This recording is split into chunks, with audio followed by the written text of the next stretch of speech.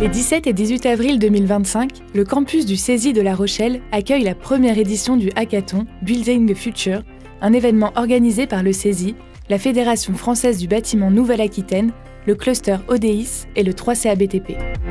Le hackathon Building the Future réunit 84 étudiants, plus d'une vingtaine d'entreprises et 21 experts. L'objectif de ce hackathon ? Utiliser l'innovation et la créativité pour répondre aux défis de la construction durable.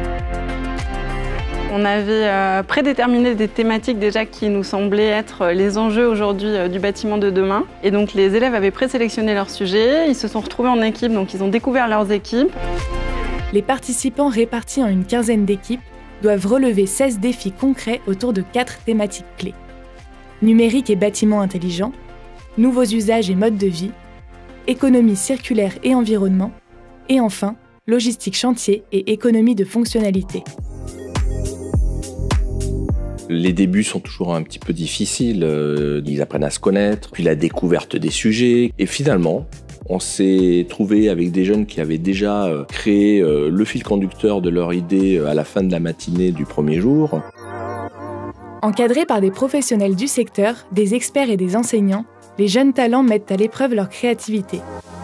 Pendant plus d'1 jour et demi, ils ont dû phosphorer ensemble autour de leur sujet et c'est vrai que c'était assez intéressant de voir comment ils sont évolués sur les 2 jours et comment ils ont réussi à emmener leurs experts avec eux. J'accompagne surtout les élèves par rapport à leurs ambitions, sur les sujets qu'ils ont choisis eux surtout, parce qu'en fait il faut que ça émane vraiment d'eux.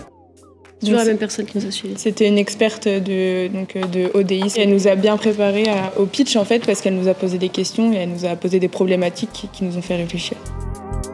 Et à la fin de l'événement, chaque équipe présente ses propositions devant un jury. L'intérêt de ce type d'hackathon, c'est de voir des projets qui sont en début de maturité et d'essayer de leur apporter conseils et challenges. Puis ce qui est bien, c'est qu'on déroule le pitch, mais il y a un échange derrière. Donc on a un retour d'expérience directement des jurys, des experts. Et c'est court quand même, un peu plus de 24 heures pour penser une idée. Beaucoup de groupes sont allés chercher loin dans la faisabilité des innovations, des projets.